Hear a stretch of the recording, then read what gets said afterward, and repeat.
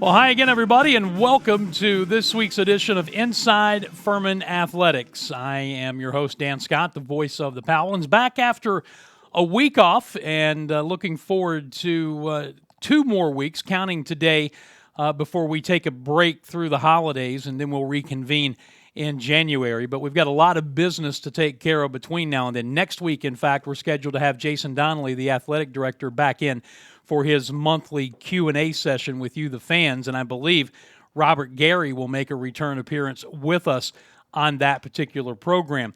But today it is all about the world of men's tennis. JJ Whitlinger is the third-year head coach of this men's tennis program, been on staff since 2015, and coming off of a very successful weekend in the Southern Conference Fall Championships, which we are going to get to in just a moment. JJ, how you doing?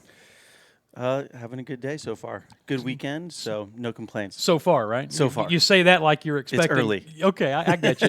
By the way, I do want to mention before we get too far into things here that we are adding a new feature today, a young lady who you're going to be seeing and hearing a lot of on this program and our basketball broadcast moving forward. Ella Grogan will have an interview with fifth-year senior Drew Singerman that you'll see within the confines of this program today, and really looking forward to adding that into the mix to help us highlight some of the student athletes that we have here. How are you? Good. Good fall so far. Well, it's over now. So, the 8 weeks we've had competing and being in our fall segment, they go by quick, but a lot of progression, a lot of good results. When you focus on the right things, the results usually come, and we're happy with where we're at and looking forward to the spring in a few months. And as I have tried to talk about with all of the coaches that we've had on so far here on Inside Furman Athletics, it may not be a fully quote-unquote normal fall, but compared to what you had to deal with last year, It's been at least close to a normal fall, right? Yeah, I mean, the fall is really big for for tennis because we get to really do. That's where our evaluation process really comes in. We work with the guys as much as we could last fall, but we couldn't play tournaments, so we didn't really know how anything we did translated. Now, this fall we were able to do that, able to get that evaluation process in and kind of see where we're at, and it was very beneficial for us. Not to mention the fact that you have freshmen who are coming in for the first time in every sport, but even the freshmen from last year who are sophomores this year are going through a typical fall for the first time. So there's still a learning curve, even though they're a year into their tennis careers. That's right. Yeah, I mean, our sophomore class and freshman class, it was really their first time kind of going through the process of the fall.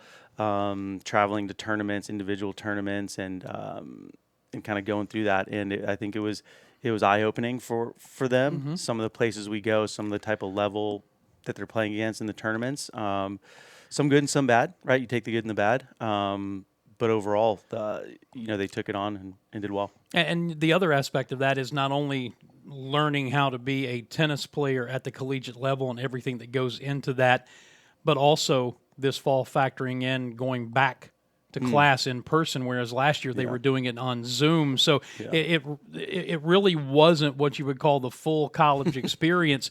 So time management, I believe, would be a great lesson for those younger players this fall. Yeah, time management is something we preach to our guys all the time. In the recruiting process, we preach that at Furman, you have to manage your time. You have to be on top of it, or else you'll get kind of swallowed up. So they do a good job. Obviously, our academic resources, that we have, we use it, at the library and all that. They do a really good job of keeping our guys on top of their academics and kind of on the straight and narrow. Unfortunately, we've had one of the highest GPAs on campus the last couple of years, and we're hoping that stays that way. But the guys have been doing a good job with that too. How did you handle the challenges of trying to recruit during COVID when you couldn't go off campus to see people and your potential players could not come on campus for a visit? Yeah. It was challenging. I mean, not only for tennis, I'm sure for all other sports, that you've talked to. And it just kind of we just got a commitment yesterday from a player for next year, and just the whole process kind of shifted about 6 months. Usually for next year, I would have had a commitment 6 months ago, for our top targets, and it's just shifted because everyone knows they want to get on campus. They want to be able to come this fall, see campus, do that, and all that was kind of blocked off last year. So it's just changed that the timeline a little bit, but how we evaluate and watch the guys compete at tournaments, over this past summer hasn't changed. And I think it needs to be pointed out that this is really, for you as a head coach here at Furman anyway, your first quote-unquote normal season as a head coach. As I said, you've been an assistant since 2015, but you were promoted to head coach in August of 2019, so your first season was 1920. Yeah. You got the fall in, and as things were cranking up in the spring portion of the season, all of a sudden the rug is pulled out from under you. So you don't have a spring in 20. Yeah. And then in 2021, obviously, all of those challenges. So what's it been like for you to be almost back to normal? Yeah, I mean, you kind of hit the nail on the head when it all. We were actually in California when everything happened, and so I didn't know if we were going to fly back, if we were going to rent cars and drive back. And we were just trying to get back to campus so we could get the kids back home and kind of go through everything. And then last year, obviously having the fall, but it's been nice. I've been coaching tennis intercollegially since about 2006 at Stanford for almost a decade, and so had a lot of normalcy there, normalcy as an assistant, and then when you kind of take over the ship and kind of having to juggle all these different balls, it was not something I necessarily signed up for, but I think it's just made me tougher. Being able to kind of juggle all the balls in the air. I was going to ask you, because one thing about people who are successful in what they do, whether they're a high-profile athlete, whether they're a coach, whether they're a business person, whatever it is, you never feel like you can stop learning. You always have to continue to strive to want to learn more about your profession or your craft. But sometimes that learning has to turn inwardly. It has to be introspective. So during all of this, you become a head coach, and then the world turns upside down. What did you learn about yourself throughout this process? Wow. Do we have that kind of time? Yeah. No, that's a good question. I think, for me, it was just talking to my assistant, talking to players, asking maybe what we could do different as a program to kind of go to the next level. I've had certain ways of doing things for a long time. I've had a lot of great mentors in tennis, in collegiate athletics, but being able to kind of take a little bit of everything from everyone you talk to and kind of sprinkle it on and adjust what you do. And I think being able to adjust also, from what we're coming out of with the student athletes and where they're at, maybe mentally, emotionally, physically, that's really important to kind of be on top of that as well.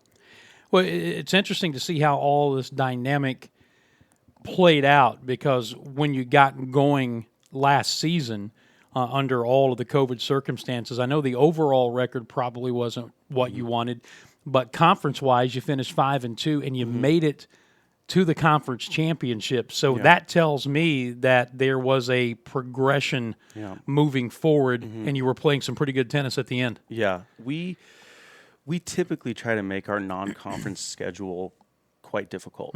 That's we feel like that's going to sharpen us for conference play and get us where we need to be mentally, and kind of highlight maybe some deficiencies that we have in our games to kind of sharpen them for that conference play. So as long as I've been here, non-conference stuff has been tough, but as soon as we get into our conference schedule, we usually step it up and execute and play well.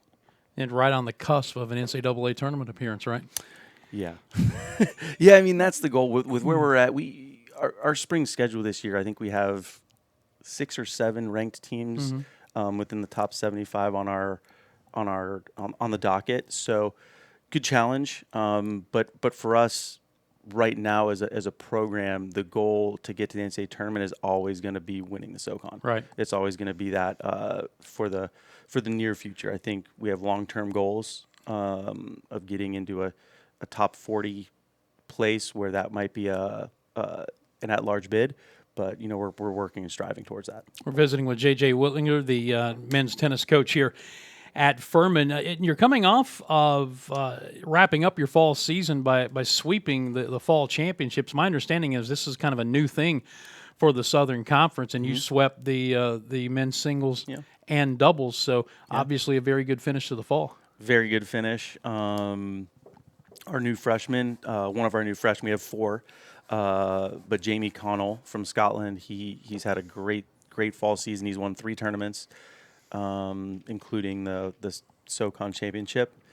And my sophomore Emil Westling and senior James Rolofse won the doubles. So you can't really write a script any better than that. You can't do better than finishing first in the only 2 categories out there, right? That's right. Yeah. Tell me about this fall championship. We had Adam Herendeen, the women's coach, on a couple of years ago. And my understanding, a couple of weeks ago, not years.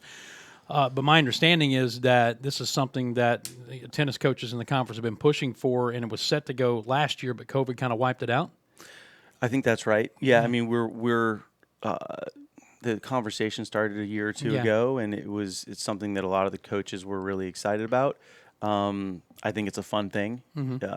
It's nice for us being so close in Belton. I don't know if it's going to stay there, if it's going to rotate around, but anytime you have kind of your conference title associated with a tournament, it's always special to play in it and compete. What was the thought process among the coaches of wanting to establish this event, because it doesn't have anything to do with the spring conference championships or anything like that? But what was the thought behind having a fall championship? I just think maybe having something that's just a built-in tournament that we can all go to year in and year out. There was one or 2 teams that didn't come this year, and that might have been budgetary. They might have had things already set up.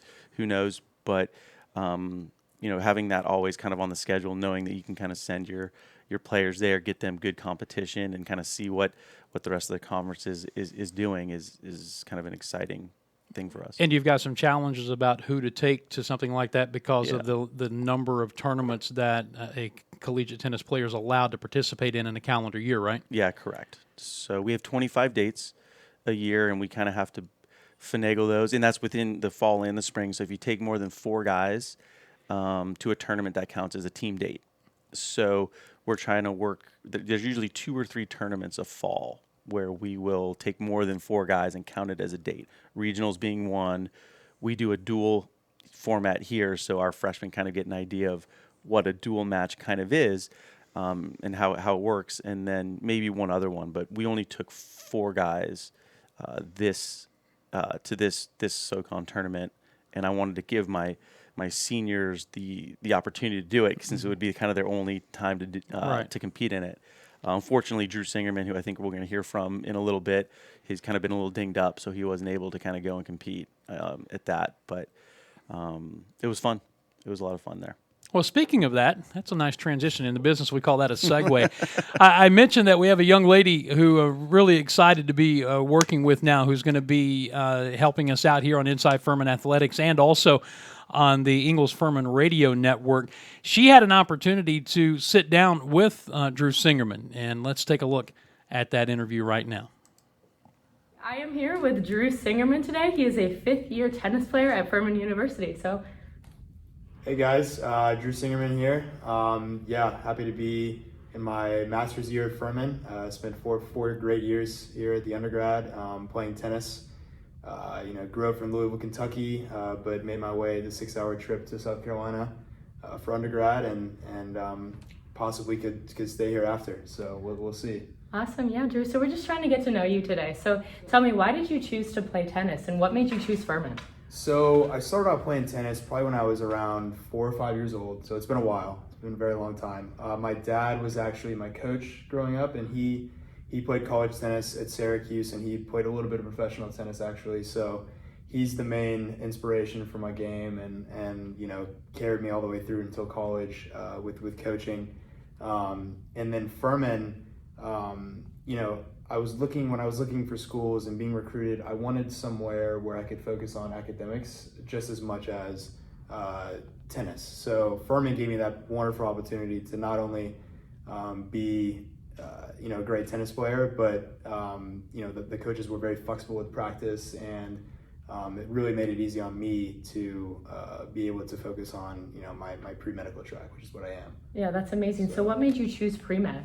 So I've always kind of had an interest in the science courses and stuff like that, but the main impact was my brother actually has T1D, so type 1 diabetes, and kind of watching him go through the impact of seeing a bunch of doctors, and you know, having that as a background really propelled me. And then I was able to you know, volunteer here in Greenville at the Greenville Memorial Hospital, and you know, seeing the impact of physicians there really just kind of helped me you know, get that science background and continue it into hopefully medical school. So That's amazing, Drew. Yeah. Yeah, we're definitely cheering for you for that. Thank you. So being a fifth-year student, do you still get nervous for games? Do you have any fun pregame rituals, superstitions, anything? I would say if you're still not getting nervous, there's something wrong. All right, that's a great answer. I mean, you know, I've played you know, probably around 100 matches, but yes, I still get those butterflies before I step on the court,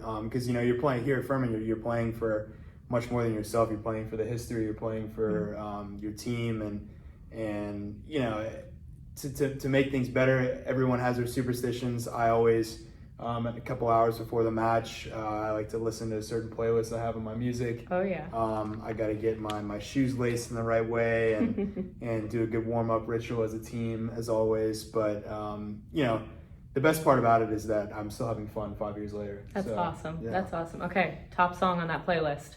Well, I'm a big fan of electronic dance music, Okay. EDM. Okay. Don't know if anyone's familiar with that, but it's more like a Kygo and Martin Garrix. Those are my Awesome. two artists that I really go to. So Awesome. Love it. yeah. That's great. Okay, so just some fun questions. So Yeah. if you could travel anywhere in the world, where would you go and why? I've actually been thinking about this for a long time. I've been trying to schedule a trip to Dubai because for some reason I just find that place very intriguing. I follow a lot of influencers that live in Dubai right now, and the technology over there, the experiences you can have, you know, it's hot, but it's just the place that I would love to see. That's awesome. Well, I wish you the best with that one. Thanks. So let's say I'm walking down your town. Where's the first place I should go to grab a bite to eat? So Louisville actually has a really good cuisine. We have lots of great American foods. Italian is big there. Some French places as well, because you know, Louisville is named after you know, a French king. But if I had to pick one restaurant, I'd probably pick let's see, Porcini's. It's an Italian restaurant. Got Okay. that Italian flair. Not too pricey, so it's not gonna break your budget. But All right. great food. Great All food. right. Tastes like you're in Italy. I'm gonna have to give it a try. Yeah. All right, so final question. So it's a Sunday morning, you got no practice. It's a good day. So what are you doing? Sunday morning, probably sleeping in a little bit because the rest of the week, you know, we're waking up, we have class. Saturday mornings we usually train, so it's the one day to sleep in. Probably take care of myself, make sure that I'm recovered from the long week of practice in class. You know, maybe stretch a little bit, get some homework out of the way, and then get ready for Sunday football. There you go. Yeah. All right, well, it was great to meet you, Drew. It's been a pleasure. Absolutely. Thank you very so much. All right, for Inside Furman Athletics, I'm Ella Grogan. Now back to Dan Scott. Ella, thank you very much. Appreciate that, and looking forward to more of what she's going to bring to, again, this podcast, videocast, as well as the Ingalls Furman Radio Network. Tell me about Drew Singerman, fifth-year guy. You said he's been banged up a little bit, but seems like a very personable young man, and not a bad guy with a racket either, huh? No. Drew, we're very fortunate that Drew decided to come to Furman a half decade ago. When, you know, he's from Louisville, you know, Southern kid, plays in the Southern section, so we were familiar with him. And, you know, quickly he developed into a fantastic player. And he's an amazing student as well. I think he's probably in the top 2 or 3 students on campus. He's never gotten an A, never gotten an A minus. He's had all A's. Don't you hate people like that? I do. No, I joke, JJ, that I am the only play-by-play guy in America who works for a school that would not have let him in as a student. So sure. Drew didn't have any issues with that. He's a fantastic, and right now he's in our master's, kind of newly formed master's program for community engaged medicine. We're really very, very fortunate that we were able to get him and Yvonne Mitrich in that program, and it suited them. We don't, I don't know if a lot of people know, but Furman doesn't have many grad programs. Right. So with them both wanting to be, I think Yvonne wants to be a dentist, Drew wants to go in the medical field somewhere, maybe anesthesiology, maybe surgeon. Kind of changes with the wind, maybe. But we're fortunate that they were able to be a part of that program, and we were able to have them for another year. How much of what you do recruiting-wise is international? 50-50. 50-50. We're recruiting. Sasha Gozin, my assistant, is an amazing coach, amazing recruiter, and we kind of have a talk, once, twice a week, and we just kind of have, 10 to 15 kids we're talking to, and kind of on the board. And I'd say, 2/3 to a half are international, but they have to fit the profile. They have to fit the profile of a Furman student, someone that we feel can excel at Furman academically, and obviously have the tennis chops. So it doesn't really matter where they're from as long as they fit the profile. What did you learn about your team in the fall? Grittiness. They competed really well. My freshmen, they, some ups and downs, but that's to be expected. But there's a hunger to get better, to watch film, to get individual work with Sasha and myself, and that's really what it takes. You can, you get the horses here, right? And you can lead them to the water, but you can't make them drink. But they've wanted to get better, and they've showed us that, which is really exciting. So let's, as we get set to wrap it up here, let's talk about what happens between now and the spring season. Then we'll talk about the spring in a moment. What happens now that the fall season is over? Yeah. So now we're in our kind of 8-hour segment, which goes from today until I think it's December 2nd, and during that window, the players get 4 hours of tennis and 4 hours of off-court work. So 2 hours will be in the weight room, 2 hours will be with us doing fitness, and 4 hours will be on court. 3 of which will be kind of a team practice, in an hour kind of slated for individual work.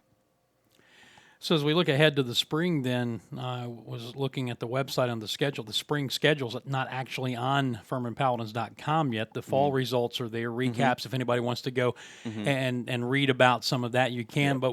But you talked about wanting to challenge your team non-conference wise. So what does some of that look like? We start off with Clemson. Good ACC team. We play two or three more Power 5 schools, along with schools like what are they? Schools down in Florida at Gulf Coast, and USF, University of South Florida, right, which is Sasha, my assistant's alma mater. Okay. And those teams are very good. Probably a good idea for you to remember the name of that school. Sure, it's always good. So those amongst others will just be it's a very challenging schedule for us. Who's the top dog, so to speak, in the conference? ETSU. Last year we were 2 points away from beating them in season, and then we lost a tough one to them in the finals of the SoCon tournament, 4-2, and at the end of that match, it was teetering on where the momentum was going to go, and they were able to kind of shut the door on us. But if we would have won one more set there, it would have been interesting. Yeah. And those are the ones you seem to remember the most, right? Yeah. Always. and there's nothing Point you can by do about point. it in retrospect, but those are the ones that are hard to get out of your mind. Yeah. Well, it sounds like everything is moving in the right direction. It sounds like your program has weathered everything that happened with COVID well, and not only you, but I think these players have probably come out of it stronger, not just talking about their tennis game, but coming out of it stronger mentally. That's the hope, right? It's kind of a process, working through everything each and every day. But whatever doesn't kill us makes us stronger, right? That old cliche. So, I have no doubt. Really, really excited to see what we come up with in the spring. A lot of challenges, but we'll really see what they're made of come January. One of my favorite cliches along those lines, it is true, cliche or not, it's that adversity doesn't build character, adversity reveals character. Sure. Yeah, it's one of my favorites as well. Yeah. I was allotted maybe only 2 or 3 cliches in this, so I couldn't use That's that one. I use mine up. So There we go. I like that one. I like it. Well, listen, thank you for coming and spending some time with us. No, It's been good to catch up. That's my pleasure. All right, that is JJ Whitlinger, the head coach here for the men's tennis program. As mentioned, next week, if all goes according to plan, it will be our monthly update with athletic director Jason Donnelly. He'll be answering questions. We'll put out the forum for you to be able to submit those questions, and he says nothing's off limits, and he has meant it. We have asked him some pretty tough questions over the first 3 sessions. Looking forward to that, and then again, that'll be the break before the last one before we take the break for the first of the year. Enjoyed it. Thank you again, JJ, and we'll talk to you again next time. Until then, I'm Dan Scott, as always, saying God bless you, and so long, everybody.